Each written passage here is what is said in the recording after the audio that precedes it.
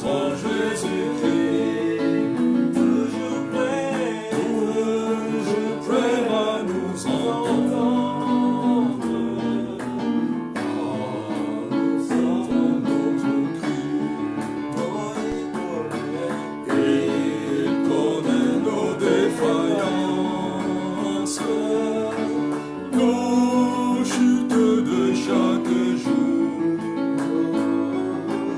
Révérences et exigences,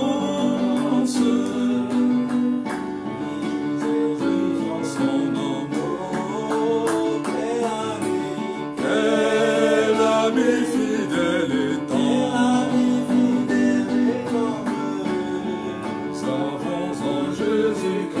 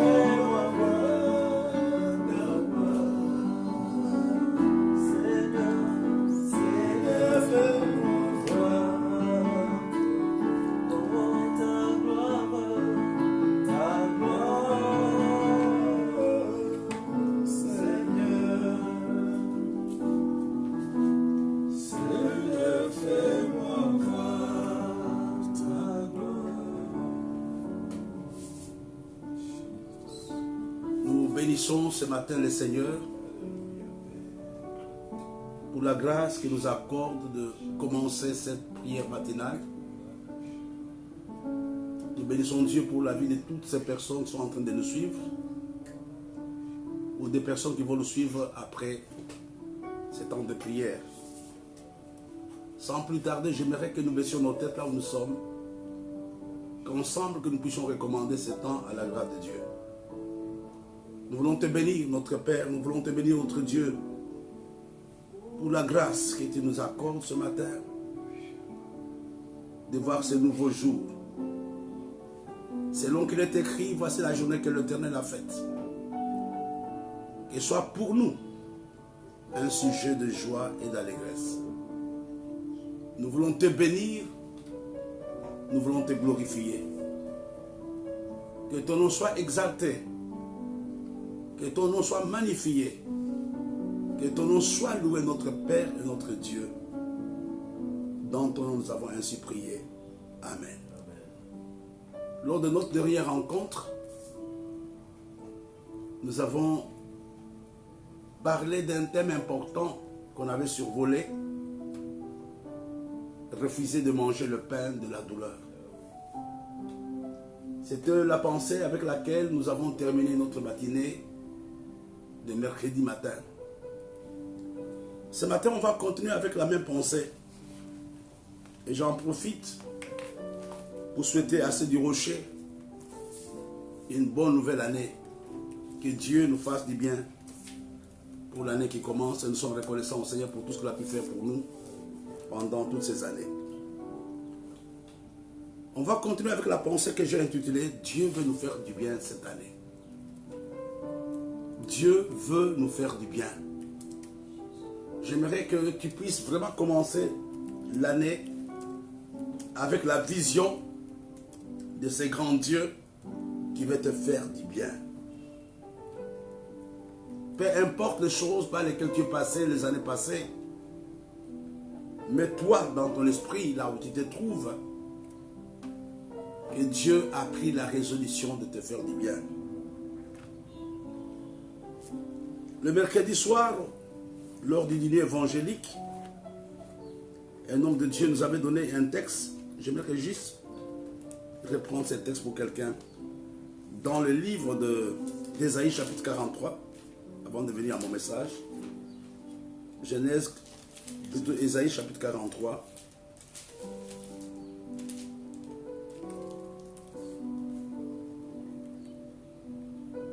À partir du verset 18. Ne pensez plus aux événements passés et ne considérez plus ce qui est ancien.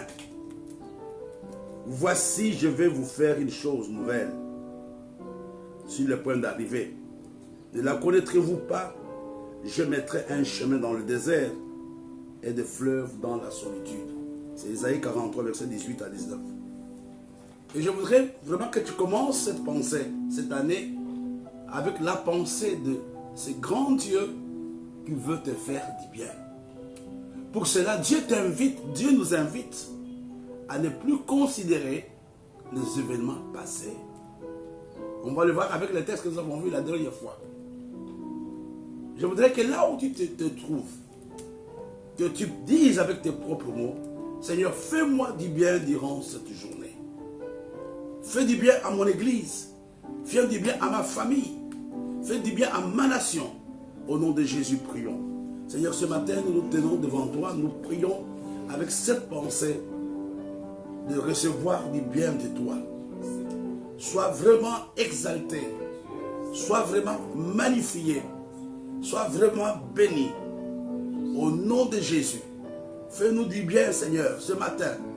Dans nos corps, dans nos finances, dans nos relations, dans nos ministères, dans tout ce que nous faisons, ce matin, nous disons à toi, il est temps, ô Dieu, que tu te souviennes de quelqu'un et que tu le fasses du bien. Sois béni, sois exalté au nom de Jésus. Au nom de Jésus que nous avons ainsi prié. Amen. Allons ensemble dans le livre de 2 Samuel, chapitre 9. C'était notre texte avec lequel on avait conclu le mercredi matin. Une histoire que vous connaissez, une histoire que je connais, mais j'aimerais ce matin que nous puissions tirer quelques sujets de prière. Dans le livre de 2 Samuel chapitre 9, à partir du verset 1, la Bible nous dit, David dit, reste-t-il quelqu'un de la maison de Saül pour que je lui fasse du bien à cause de Jonathan? Il y avait un serviteur de la maison de Saül nommé Siba, qu'on le fait venir auprès de David. Le roi lui dit, es-tu Siba? Il répondit, ton serviteur. Le roi répondit, n'y a-t-il personne de la maison de Saül pour que juge vers lui de la bonté de Dieu? Et Siba répondit au roi, il y a encore un fils de Jonathan perclus de pied. Et le roi lui dit, où est-il? Siba répondit, ô roi, il est dans la maison de Makir, fils d'Amiel, à Lodébar. Le roi David l'envoya chercher dans la maison de Makir, fils d'Amiel, à Lo-débar. C'est une histoire que nous avons vue le mercredi passé. La bonne histoire commence à partir du chapitre 4 du même livre de 2 Samuel. Il s'agit d'un enfant de Jonathan. Et cet enfant s'appelait Mephibosheth. La Bible nous dit que c'était un enfant qui était infirme, perdu de 2 pieds. Pourquoi était-il infirme? Parce qu'un jour, quand les choses ne marchaient plus, le royaume, sa nourricière de Samuel chapitre 4, verset 4. Jonathan, fils de Saül, avait un fils perdu de pied, âgé de 5 ans. Lorsqu'il arriva d'Israël, la nouvelle de la mort de Saül et de Jonathan, sa nourrice le prit et s'enfuit. Et comme elle précipitait sa fuite, il tomba et resta boiteux. Son nom était Mephibosheth. J'aimerais que nous commencions par là. C'est important ce matin. Parce que ça va être un grand sujet de prière pour cette nouvelle année. Ce sera un grand sujet de prière pour toi et pour moi. Pendant 26 ans, frères et sœurs, beaucoup de gens nous ont laissé tomber. Ce matin, même quand je te parle, du fond de ton cœur, tu sais que quelqu'un t'a laissé tomber. Je voudrais que tu comprennes que les intentions de la nourrice n'étaient pas mauvaises. La nourrice voulait protéger Jonathan.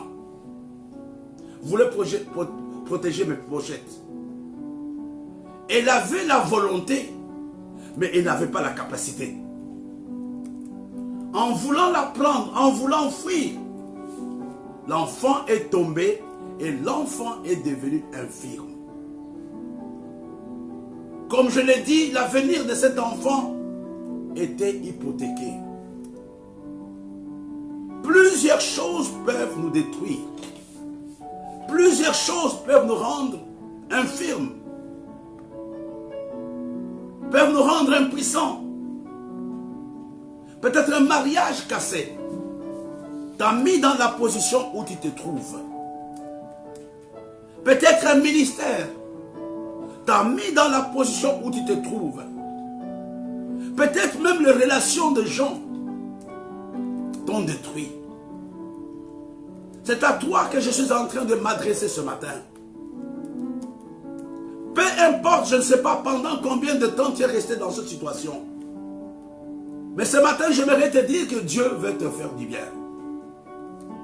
Comme Jonathan, c'était un enfant innocent. Il n'était même pas au courant qu'il y avait guerre. Sa maman n'était même pas là. Mais sa nourrice voulait protéger cet enfant. L'enfant s'est cassé. Et l'enfant est devenu infirme. Il y a beaucoup de gens, frères et sœurs, autour de nous, qui nous font du mal tous les jours. Et c'est à toi que je suis en train de parler ce matin. Peut-être tu as perdu ton emploi à cause de quelqu'un. Tu as perdu ton mariage. Tu as perdu ta dignité. Tu as perdu ta joie de servir Dieu. Parce que quelqu'un, d'une façon inconsciente, était à côté de toi. Et cela t'a blessé. Cela t'a vraiment blessé. Et tu te sens concerné par le message de ce matin. Je ne pense pas que ce jour-là, Mephibosheth s'était levé en disant je serai infirme. Il n'y avait aucun signe qu'il serait malade. La nouvelle est arrivée. En fouillant, Mephibosheth est devenu infirme. N'est-ce pas toi, cette histoire? Quelqu'un que tu as aidé aujourd'hui t'a laissé tomber. Et tu es blessé. Tu es entré dans une relation. Au lieu que la relation soit une relation de paix, mais tu souffres. Et Dieu ce matin s'adresse à toi, qu'il veut te faire du bien. Le dernier mot appartient à Dieu. Tu es parent aujourd'hui, tu ne dors pas. Parce que tes enfants t'ont blessé quelque part. Et c'est toi qui payes le prix. Tu te poses même la question, qu'est-ce que je fais? C'est comme Mephibosheth, il n'avait rien fait, mais il s'est trouvé infirme. C'est comme toi, tu comptais aider, mais malheureusement, la situation se retourne contre toi. Et tu es en prison. Et tu te dis, qu'est-ce que j'ai fait pour que je sois boité aujourd'hui? C'est comme nous ce matin, les pasteurs. Combien de fois, mes bien-aimés, nous sommes des boiteux. Tu crois servir, tu crois faire un tas de choses. Mais malheureusement, aujourd'hui, tu es en train de boiter. Oh, fais attention, je m'adresse à toi. Quand tu ne fais pas attention, les coups que tu as reçus peuvent te rendre amer. Les coups que tu as reçus peuvent t'amener à te révolter. Il a dit, je n'en peux plus. Je ne veux plus ça. Je suis en train de parler à toi. La Bible n'a pas dit qu'il était infirme d'un pied, de 2 pieds. Son avenir, humainement parlant, était fini. C'était scellé. C'est comme le rocher. Il y a quelqu'un qui voulait nous aider, mais qui nous a laissé tomber. Qui nous a blessés. Qui nous a humiliés. Qui nous a mis dans les pleurs. On se pose la question, est-ce que ça va encore marcher? Waouh! Quand Mephibosheth se casse, c'est un enfant qui ne peut même pas décider. Il y a des situations, frères et sœurs, nous les subissons. Il y a des situations, on n'a même pas de décision, on n'a même pas de choix. Tu subis la situation. Parce que quelqu'un t'a mal conseillé. Parce que quelqu'un t'a donné de mauvais conseils. Parce que quelqu'un pensait qu'il était plus intelligent que toi. Mais aujourd'hui, tu es en train de pleurer. Je m'adresse à quelqu'un ce matin. Je m'adresse à toi qui me suis. Tu es perclus de 2 pieds. Ce n'est pas que tu l'as voulu. Tu as voulu peut-être honorer quelqu'un. Tu as voulu aider quelqu'un. Tu as voulu obéir. Tu as voulu faire ceci et cela. Mais ces choses, malheureusement, se sont retournées contre toi ce matin. Contre toi. Tu dis, mais la seule, quel est mon problème? Quelle est ma difficulté? J'ai mal fait de loger cet homme. J'ai mal fait de l'accueillir. J'ai mal fait de le mettre au monde. J'ai mal fait de lui donner l'argent. J'ai mal fait de l'amener à tel endroit. J'ai mal fait de le mettre en contact avec mes relations. Tu te poses ces questions ce matin. Et je dis de la part de Dieu ce matin, Dieu veut te faire du bien. Mephibosheth, frères et sœurs, était en train de subir. Premièrement, ses parents sont morts. On ne parle pas de sa maman, certainement sa maman aussi était morte. La deuxième chose, la personne qui voulait l'aider, c'est la personne qui la laisse tomber. Combien de fois les gens en qui nous avons confiance, ce sont les premiers à nous blesser? Combien de fois nous avons cette situation-là? Cet enfant, c'est qui nous mettons toute notre confiance, mais c'est lui qui est le premier à nous faire du mal. Ce couple que nous aimons, mais ce sont les premiers à te critiquer. C'était comme Mephibosheth. Mephibosheth n'a rien fait. Il n'a même pas demandé que l'on venait me transporter. On est venu, on l'a pris. Mais quand on l'a pris, qu'est-ce qui s'est passé? On l'a laissé tomber. Seigneur, ce matin, j'ai prié pour quelqu'un qui me suit. Que l'amertume, que la haine n'envahisse pas ton cœur. Tu as pris des décisions, dis, mais non, trop c'est trop. Je parle à toi ce matin. Dieu veut te guérir maintenant. Il veut guérir ton âme. Il veut guérir ton âme. Je le sens. Tu dis, mais quel est mon mal? Qu'est-ce que je fais? Pourquoi ceci m'arrive? J'ai mal fait de répondre à l'appel de Dieu. J'ai mal fait d'être un bon mari. J'ai mal fait d'être une bonne épouse. J'ai mal fait d'aider mes enfants. Mais aujourd'hui, je suis infirme. Oh non, ne laisse pas la vengeance te guetter ce matin. Ne laisse pas l'amertume. Oublie ce qui est passé et focalise-toi sur le futur. Combien de fois nous avons pris des décisions que pour moi c'est fini, je n'aiderai plus jamais. Je ne ferai plus jamais ça. Il y a quelques années, je passais par des moments difficiles. J'étais Mephibosheth, j'étais blessé, je boiteux. Et j'ai dit à mon ami l'évêque d'Orego, j'ai dit en tout cas moi c'est fini, je n'aiderai plus jamais des gens. Il s'est mis à rire, il me dit tu ne sauras pas. J'ai dit mais pourquoi? Il a dit ta nature est de faire du bien. Je ne sais pas, Mephibosheth s'est posé des questions ce jour-là. Est-ce qu'il a envoyé cette femme pour me transporter? Il y a des fois tu te poses même la question, pourquoi j'ai rencontré ces monstres sur mon chemin? Pourquoi j'ai rencontré cette femme? Pourquoi j'ai rencontré cet homme? Pourquoi j'ai rencontré ce ministère? Tu te poses des questions. Dieu veut te faire du bien ce matin. Oh, je te parle, mon frère et ma soeur. Il n'y a peut-être pas de logique dans ce que je dis. Mais ce matin, touche ton cœur là où tu te trouves, dit Seigneur. Guéris mon âme qui est malade. Guéris mon âme. Je ne dors pas à cause des autres. Mephibosheth, ce sont ces hommes et ces femmes qui ont des problèmes, non parce qu'ils l'ont voulu, mais certaines personnes dans leur entourage les ont mis dans cette position-là. Tu peux être intègre, mais demain on te convoque à la police, que non, c'est ton ami avec qui tu étais, c'est ton mari qui a fait ça, c'est ta femme, ce sont tes enfants, ce sont eux qui t'ont amené, tu es Mephibosheth, Dieu veut te faire du bien. Alléluia. Et une autre chose que j'aimerais avant de passer à notre message, quand ce jeune homme est cassé, on ne l'a pas amené dans un endroit glorieux. On l'a amené à Lo-Debar. Aïe. Qui signifie ville sans pâture. Ville poussiéreuse. On l'a amené là-bas pour l'oublier. Pendant 26 ans, tu as été à Lo-Debar. Tu as été dans un endroit qui ne brille pas. Tu as été isolé dans une position triste. Tout est poussière autour de toi.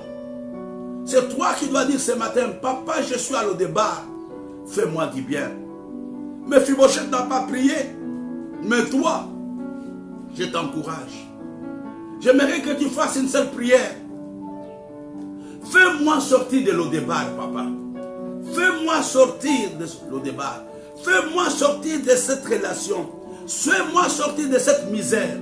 Fais-moi sortir de ce problème. Fais-moi sortir de cette difficulté.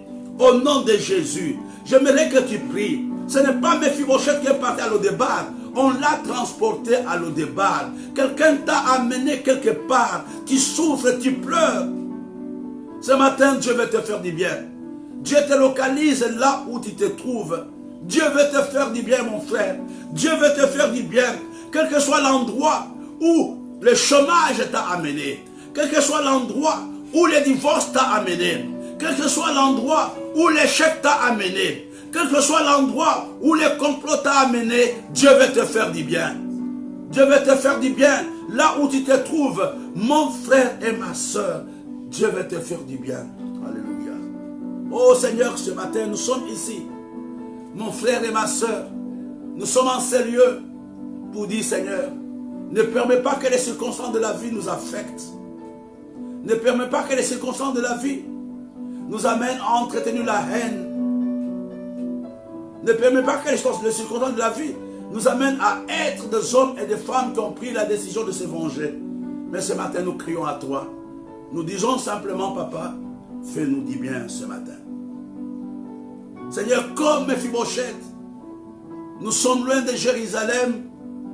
Nous sommes dans la misère, nous sommes dans la tristesse, nous sommes dans la honte, nous sommes dans l'humiliation, nous sommes dans l'échec. Ce matin, nous te demandons une seule chose. Fais-nous du bien, papa. Fais-nous du bien au nom de Jésus. Fais du bien à mon frère, fais du bien à l'église, quelles que soient les nourricières qui nous ont fait tomber. Chacun connaît la nourricière qui l'a fait tomber. Peut-être les relations, peut-être le mariage, peut-être le business. Il y a des choses qui nous ont fait tomber. Mais ce matin, nous te demandons, humblement, nous te demandons, notre Père et notre Dieu, fais-nous du bien au nom de Jésus. Mephibosheth est dans cette ville.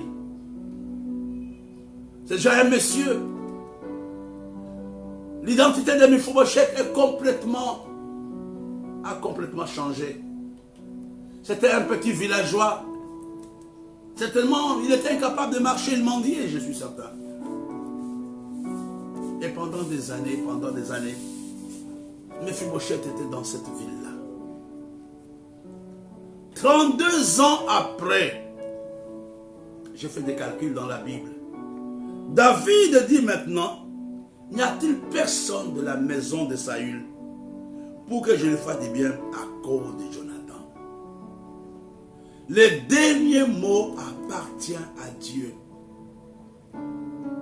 32 ans après, j'aimerais que tu comprennes que l'alliance ne meurt pas. L'alliance ne meurt pas.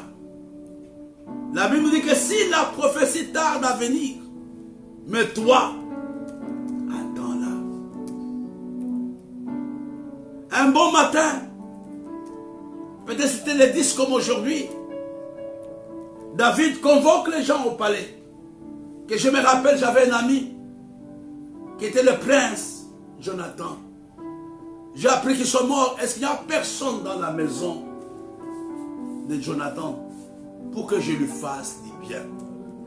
Je prie pour quelqu'un ce matin, que Dieu se souvienne de toi. Quel que soit l'endroit, quelles que soient les choses par lesquelles tu passes, que Dieu se souvienne de toi. Que Dieu se souvienne du rocher après 26 ans. Que Dieu se souvienne de quelqu'un. La puissance du souvenir. Y a-t-il personne de la maison de Jonathan que je lui fasse, de Saül, que je lui fasse du bien? Ce matin, je prie que quelqu'un qui t'a oublié, que quelqu'un qui t'a laissé, qui t'a abandonné, qui se souvienne de toi. C'est comme comme David, ce jour-là, il dit, il n'y a personne de la maison de Saül pour que je lui fasse du bien. Ce matin, Dieu veut faire le bien à quelqu'un. La première chose, le premier sujet de prière que j'aimerais que tu fasses avec moi, souviens-toi de moi, Seigneur, pendant ces temps. Je ne connais pas ta situation, tu ne connais pas la mienne, mais prions ensemble. Seigneur, fais-nous du bien. Souviens-toi de nous. Souviens-toi de nous. Souviens-toi de nous. Souviens-toi de ton église. Souviens-toi de mon pasteur. Souviens-toi de ma femme. Souviens-toi du rocher. Souviens-toi de la nation camerounaise. Souviens-toi de la nation congolaise. Souviens-toi de la nation béninoise. Souviens-toi de la nation togolaise. De la nation ivoirienne. De la nation gabonaise. Ce matin, Dieu veut se souvenir de quelqu'un à cause de l'œuvre de la croix, à cause de l'alliance que nous avons avec lui. 32 ans après, David maintenant commence à regarder, commence à se souvenir de l'alliance qu'il avait avec son défunt ami Jonathan. Quand Dieu se souvient d'une personne, il y a accomplissement de prophéties. Quand Dieu se souvient d'une personne, les choses dans la vie de cet homme changent. Dans le livre d'Exode, il y a une bonne histoire que j'aimerais te raconter. Quand Dieu se souvient. Il s'agit des enfants dans le livre de Ruel, dans le livre d'Exode.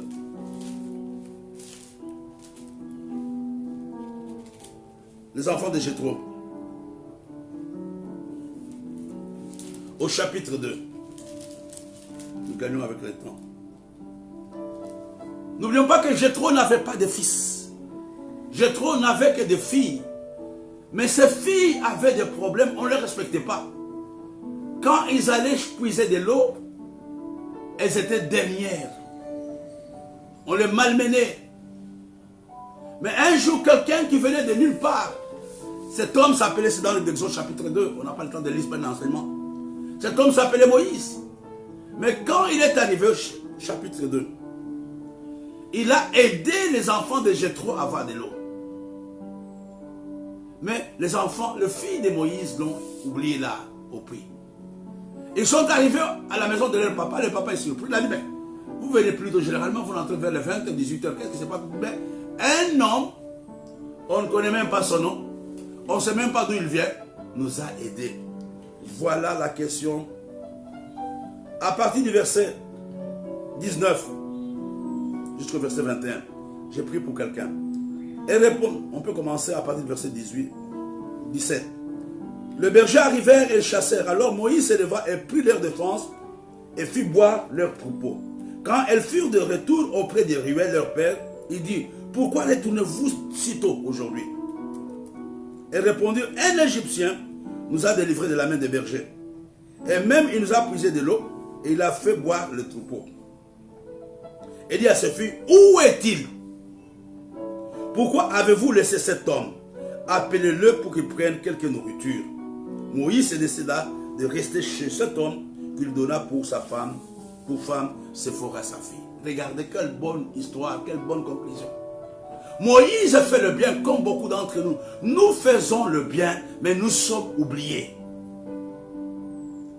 Il s'est battu. Je parle à quelqu'un, pendant 26 ans, tu as travaillé, tu as fait des choses, mais tu as été oublié. Ce jour-là, David se rappelle de l'alliance qu'il avait avec Jonathan. Quand Moïse sert ses filles, les filles sont dans la joie, mais dans la joie, elles ont oublié. Tu oublies qui t'a baptisé, tu oublies que tu t'es marié à Cody Rocher, tu oublies que tu es devenu tout ce que tu es à Cody Rocher, mais aujourd'hui, frère, sois reconnaissant, Dieu te voit. Alors le papa dit, mais où l'avez-vous laissé? Les enfants disent, il est resté au puits. Il dit, allez les chercher. Aujourd'hui, Dieu veut chercher quelqu'un. Dieu veut faire du bien à quelqu'un. Quand on a cherché Moïse, pendant des années, Moïse n'avait plus de toit. Moïse n'avait pas de femme. Moïse n'avait pas de maison. Pour la première fois, parce qu'on est parti le chercher, on lui a fait du bien. Il a pu avoir une maison, il a pu avoir une femme, il a pu rester pendant quelques années dans la maison de Jéthro. Ce matin, on te cherchera. On va te faire du bien. On va te prendre, que la faveur de Dieu te localise là où tu te trouves. De la même manière que la faveur avait localisé Mephibosheth. Ce matin, la faveur de Dieu te localise. Quel que soit l'endroit où les hommes t'ont mis, quel que soit l'endroit où les hommes t'ont déposé, quel que soit le temps que cela a pris, ce matin, la faveur de Dieu te localise. La faveur de Dieu te localise. La faveur de Dieu te localise. C'est à toi de dire, Seigneur, les hommes m'ont oublié, mais mes yeux sont fixés sur toi. Mes yeux sont fixés sur toi. Ma femme m'a oublié. Mon père m'a oublié. Mes enfants m'ont oublié. Mon gouvernement m'a oublié. Mais ce matin, la faveur de Dieu te localise. La même faveur qui était partie localiser Mephibosheth à Lodebar, te localise à Bonamoussadi, te localise au Rocher, te localise au Gabon. Quel que soit l'endroit où tu te trouves, quand la faveur de Dieu te localise, la faveur de Dieu te fait du bien. Oh, ce matin, j'aimerais dire à quelqu'un, n'aie pas peur. Dieu a pris la décision de se souvenir de toi. Il l'avait fait pour Moïse. Moïse n'avait pas travaillé pour avoir une maison. Moïse n'avait pas travaillé pour avoir une femme. C'était seulement la faveur. On a dit, où est-il cet homme? Au travail pour que la faveur de Dieu vienne vers toi. Alléluia, alléluia. Dieu veut te faire du bien ce matin. Y a-t-il personne dans la maison de Jonathan, de David, de Saïl pour que je lui fasse du bien? Écoute-moi bien, je vais te dire quelque chose qui va t'aider maintenant. Au verset 7 du chapitre 9, David lui dit, ne crains point, car je vais te faire du bien. À cause de Jonathan ton père, je te rendrai toutes les terres de Saül ton père, et tu mangeras toujours à ma table. Quand David a pris la décision de faire du bien à Mephibosheth, la première chose, d'abord je vais vous dire, il y a des événements sur lesquels vous allez prier. Première chose, Seigneur, souviens-toi de moi ce matin. Quel que soit l'endroit où les hommes m'ont mis, quel que soit mon état, souviens-toi de moi ce matin. Quel que soit l'état dans lequel l'église a été mise, dans lequel ma famille a été mise, souviens-toi de moi. La deuxième chose, comment est-ce que David a fait le bien à Mephibosheth? En faisant la restitution. Alléluia. Il fait la restitution, la restauration, si tu veux bien, de toutes les terres, pas de son père, les terres de son grand-père. les terres qui étaient éparpillées dans tout le royaume. David, un gentleman, a dit, je ne vais pas me suivre avec toi. C'est comme vous savez, souvent même dans nos gouvernements, on confisque certains biens. Je me rappelle, le bien du président Mobutu ont été confisqués en Suisse, etc. Et j'aimerais ce matin que tu dis, Seigneur, il y a des choses que j'ai perdues pendant des années. Mais ce matin, restaure-moi. Fais-moi du bien en me restaurant. Fais-moi du bien en me restituant. Que Dieu restitue ta santé. Que Dieu restitue ta dignité. Que Dieu restitue ta joie. Alléluia. Quand David a fait le bien à Mephibosheth, Mephibosheth, en un seul jour, il est devenu propriétaire. Dieu est capable de te donner des choses que tu as perdues. Il y a un bon texte dans le livre, j'espère que je le trouverai, dans le livre de Joël. Alléluia, alléluia. Dans le livre de Joël.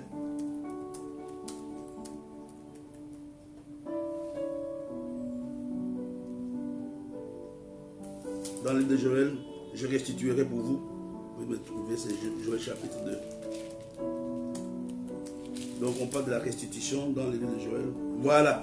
Dans le livre de Joël chapitre 2, au verset 25. C'est ta prière pour toi et pour moi.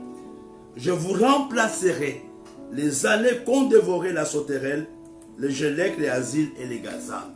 Je vous remplacerai.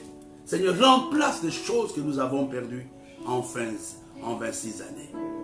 Remplace, Seigneur, remplace.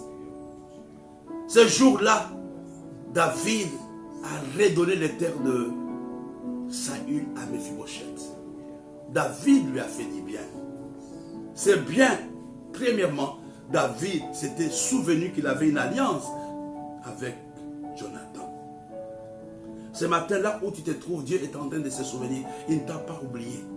La deuxième chose, il a dit, je te donne toutes les terres de ton grand-père et tu mangeras à ma table. Manger à la table, c'est une position d'élévation, une position d'entretien quotidien. Seigneur, souviens-toi de nous, restaure nos vies. Et non seulement nos vies, nous voulons avoir ta faveur dans notre vécu quotidien. Au nom de Jésus, puis ensemble, nous te bénissons, notre Père et notre Dieu, ce matin, parce que tu as pris la décision de te souvenir de nous. Sois vraiment exalté, notre Père et notre Roi. Fais-nous du bien ce matin, Seigneur. Quel que soit l'endroit où le diable nous a mis, mais ce matin, nous revenons à toi. Nous savons que tu as pris la décision de faire du bien à l'église, de faire du bien à ma soeur.